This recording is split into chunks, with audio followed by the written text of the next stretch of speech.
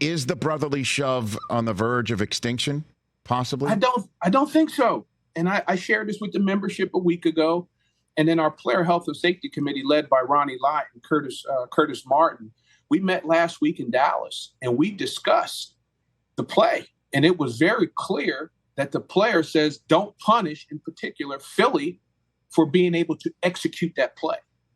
A year ago, we studied it. The last 2 years, we've studied it. It's a play that has evolved.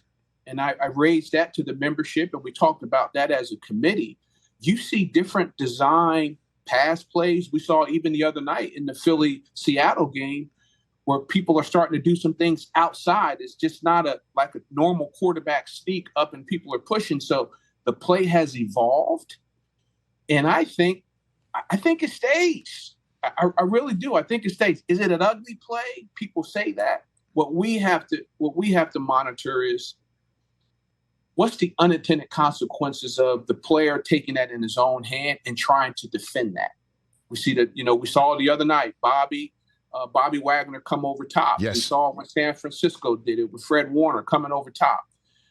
We want to make sure that player, is safe with those consequences to make that choice to go up there.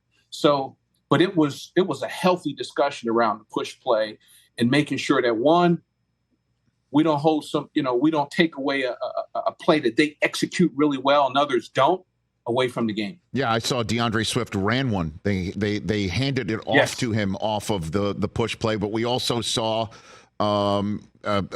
Kelsey get popped for moving the football a little bit further up than where it was spotted.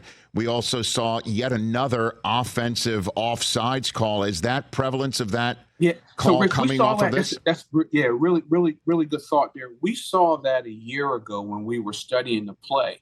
What can we do better to officiate it? Mm-hmm.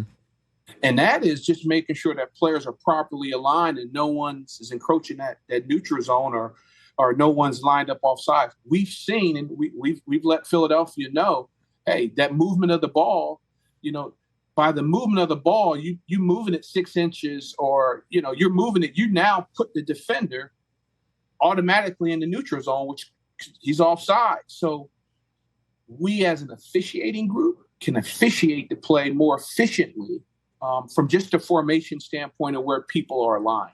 And that includes plays that aren't even in the brotherly shove, like, say, the end of Kansas City and Buffalo. Like now you're seeing more offensive offsides focus based on that. Yes, and that's been that way all season long. You hear about the warning, stop it. They did that when I played during my era. They'll just tell me, hey, 23, get your hands off. Hey, 23, let it go. But let's you're getting paid to line up properly, as we would say, line up to call your alignment, assignment, and then you play ball.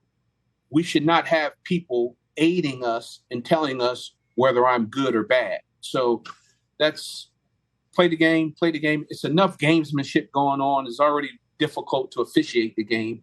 Now, when you put gamesmanship, you got to do other responsibilities that should be someone else's responsibility. But that has been a focus all season long about making sure people are lined up properly. Catch the Rich Eisen Show every single day on the Roku channel, 12 to 3 Eastern, for free.